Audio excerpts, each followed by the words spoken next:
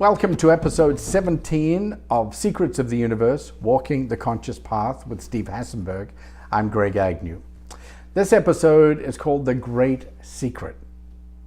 So Steve, in the last episode you mentioned a lot of people had written in asking where you got the idea to make this series. So where'd you get it?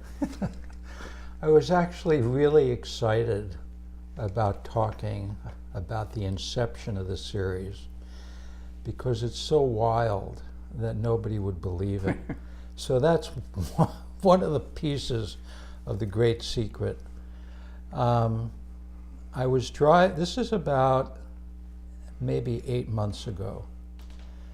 And I was driving down Sunset in the morning. It was probably 9:30 going to work when I work in downtown Santa Monica. And I was in the Palisades. And as I was driving, I was hit internally with an energy of so much love that I just started sobbing. The love was so great, and the tears were just coming and coming that I had to pull over. So I was pulled over in the car, crying in the morning on the way to work. I think I had iTunes on at the time. And I thought, what's happening to me? But now so many things have happened to me. After the time that I was ill, I've had just loads and loads of different spiritual experiences. And so because of that, I'm kind of used to things occurring, but this was even bigger. So I stopped the car, I'm pulled over now, and as I'm crying, I feel hands, not like human hands, but some kind of energetic hands reaching into my body and beginning to pull something out of my body. Like there was a matrix in my body that was pulling out. And I thought, whoa, what is happening to me? And I realized that what was being pulled out was my identity as a therapist. That during the time from when I got better till that period, many things in terms of my identity have been pulled out of me. We talked about ego dissolution. My ego was dissolving and dissolving, and I was experiencing life in a much more present, raw way in so many dimensions that I've spoken about. But now my identity was being taken out as a therapist, and I thought, well, what's left? Right. This has got to be the last thing I've been holding on to. And I thought, okay, I'm just going to go with this. And I started doing a ritual. And the ritual was... Right there in the car? In the car. Right. I was hoping people weren't coming by because I looked like a mess. And I was doing a ritual, and I thought, my soul's pulling this out of me. It's time for that to go too. And I did this ritual, and I thought, okay, this is joyous. And I was laughing, and I was crying, and I started the car up again, and I went to work in this incredibly altered state of being. And I thought, if I'm not going to do therapy anymore, and it didn't mean that, it's what I thought initially, what am I going to do with my life, of all this experience? And I thought, well, whoever took that identity out is also going to talk to me about what I'm supposed to do. Right. And I said, I'm not going to worry about it anymore. Just let it go. So a week goes by and I forgot about it. Driving down Sunset listening to iTunes in the morning. So this is heading towards the ocean for people who don't live Right, in Los go ahead. Angeles. Yeah, so heading right towards the vastness of the Pacific Ocean. Okay, right. Good, thank you. And all of a sudden I get hit with another one of these things of just pure love. And I started crying again. I didn't pull over this time because now I'm used to this occurring. And while I'm in this state, it was a very exalted state of love and peace. And during that time, the words came out of nowhere, secrets of the universe. And I said, secrets of the universe? What secret are you going to tell me, right? And it was, I'm supposed to do Secrets of the Universe. That's the name of this series. Wow. That's how it began. Wow. How were you not afraid of what was happening to you? Because I've been through so many exotic things, at different parts of my life. I've been out of my body. I've seen Jupiter from out of space. All the stuff I've been through. I think the real deal was there was so much love that I felt safe. Right. It was like, oh my God, I'm at home here. I feel like I'm absolutely at home. There's no point of being anywhere else. So what's going to happen is going to be benevolent.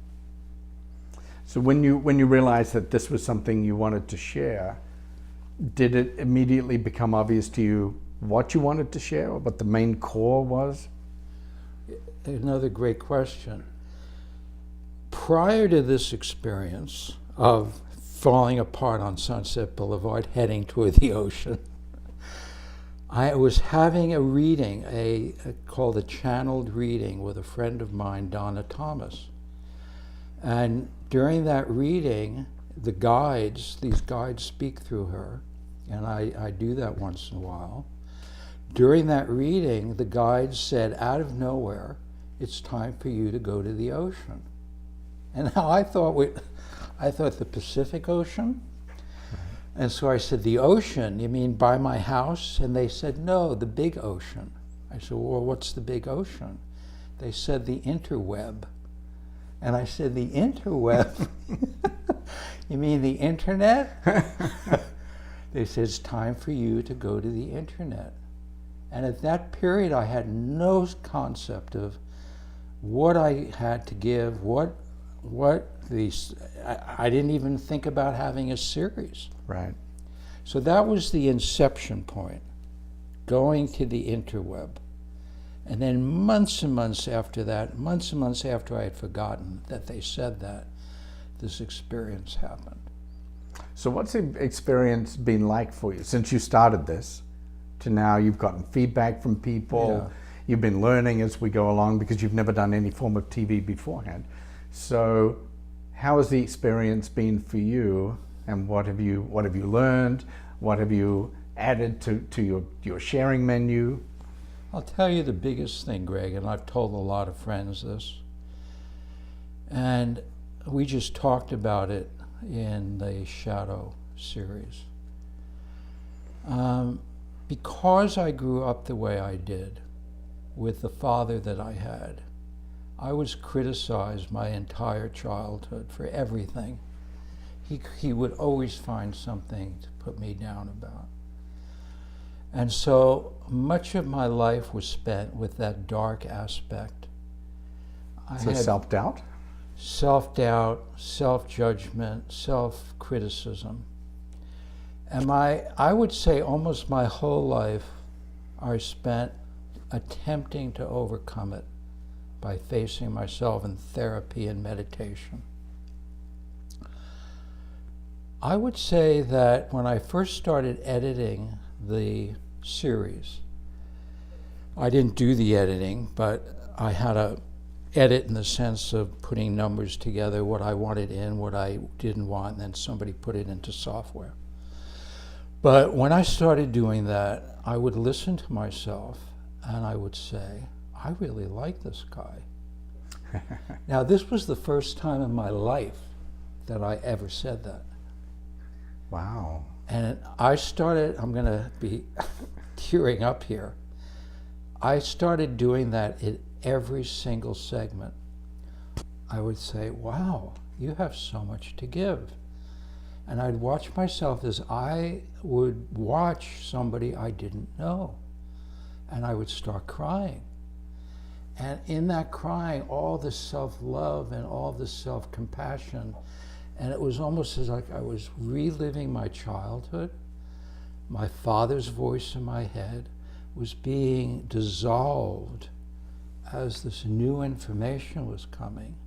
And I got to this place where I thought, wow, I really can do this. Right. I really have all this wisdom. I really am a good person. The things that you would think, I'm this therapist and I have a lot of clients and I do workshops, and what you would think is, oh, he's got that in spades, but I never did. I think this series has allowed me to have a sense of myself that I never had before. And this is something we can relate to people watching this, because self-doubt is probably one of the biggest problems people have from early childhood on the rest of their lives. So is there anything that they can take from your experience? I mean, you were just brave. You did something you'd never done before. You took a risk, and you could have been ridiculed. You could have gotten negative feedback, but you did it. So what can other people learn from you and maybe use in their own lives? Well, one thing, and it goes back to the hero's journey.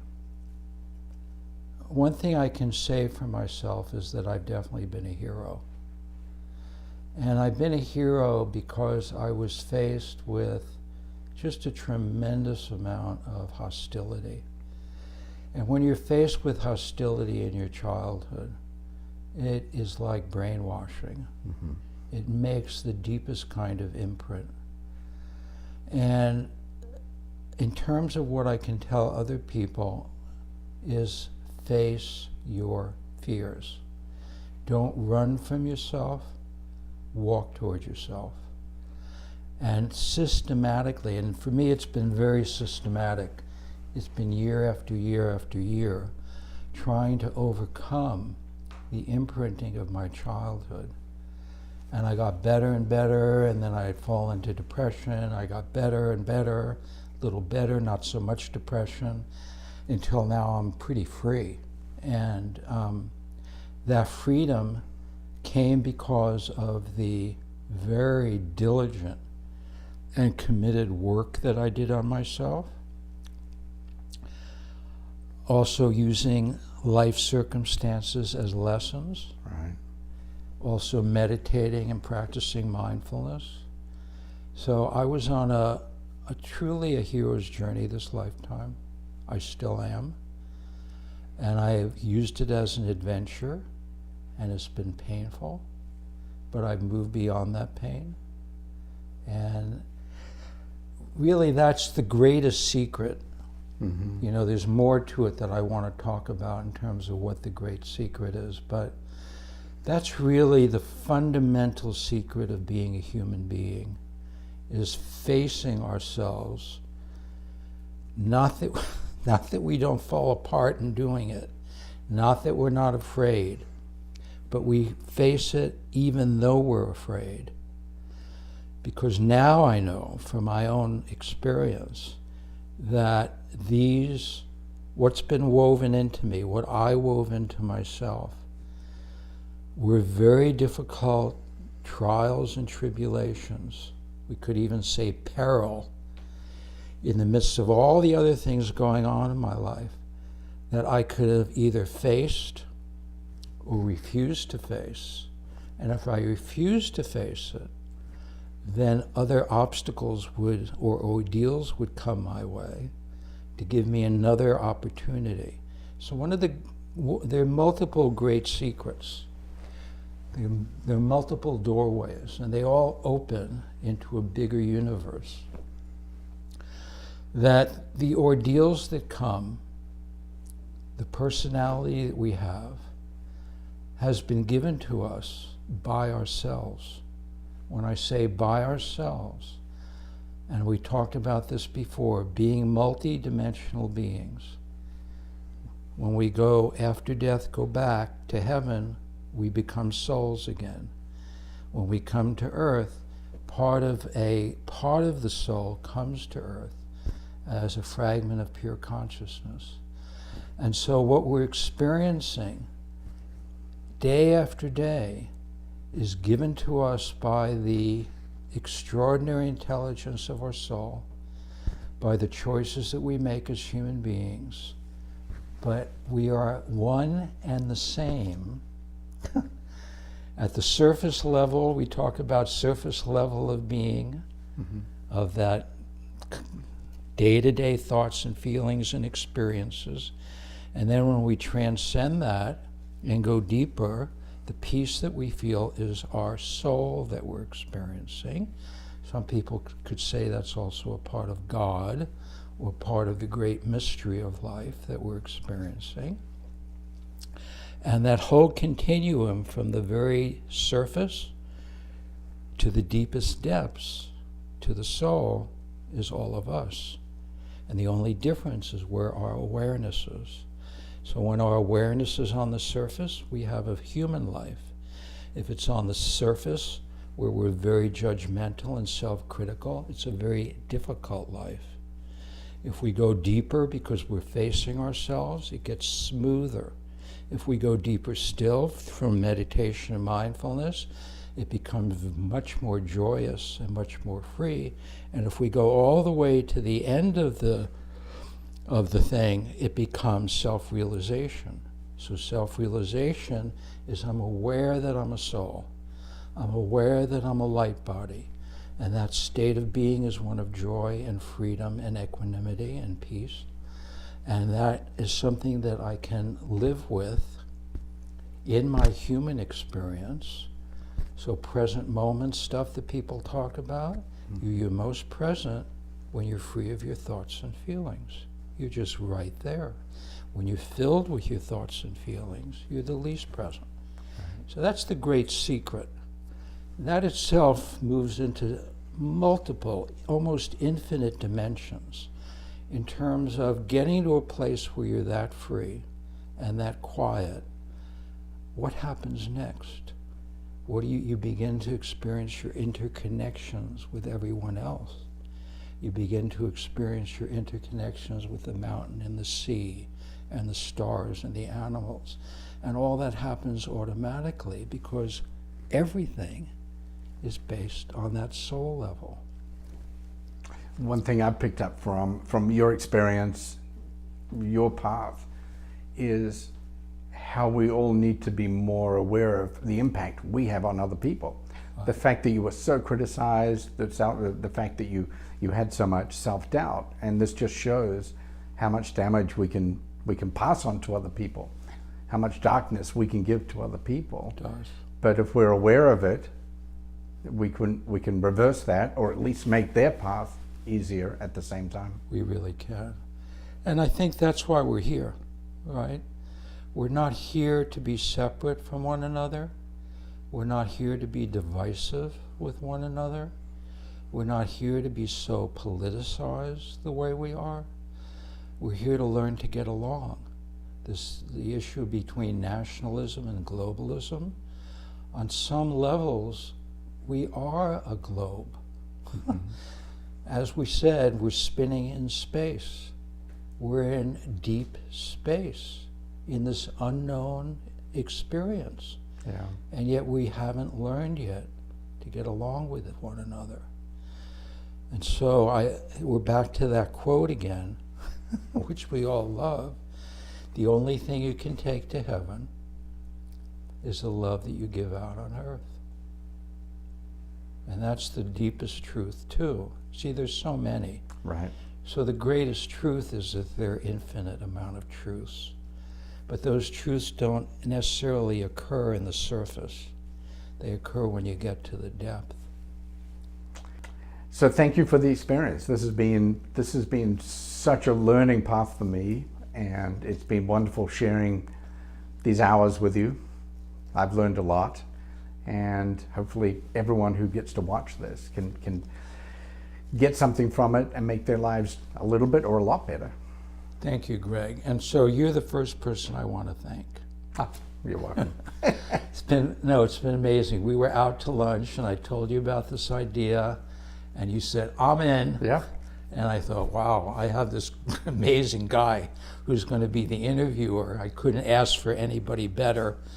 And so everybody who's watching knows Greg has a fan club of individuals who go, I love Greg Agnew. He's the best interviewer. I also want to thank Broach, who's been our gaffer. That's why Greg and I look so beautiful. Tom Bartolak, who's a cameraman, and he's been here the whole time, and his wife Marie. And also I want to thank Donna Thomas, who's the channel that I see from time to time. She speaks from the soul aspect, and so that becomes an advisor for me.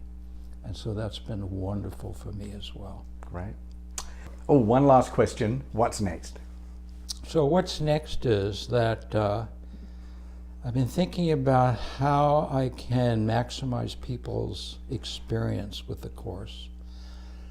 And what I came up with is I'm going to begin working on 8 to 10 week course, which will use some of pieces of the video, but it will be very practical instruction and homework about how to begin or continue wherever you are on your spiritual path to really maximize it and to live your daily life as a spiritual experience. Sounds wonderful. Good. Yeah. I can't wait to do it myself. Thank you for watching Secrets of the Universe, Walking the Conscious Path with Steve Hasenberg. It's been a great pleasure. I'm Greg Agnew.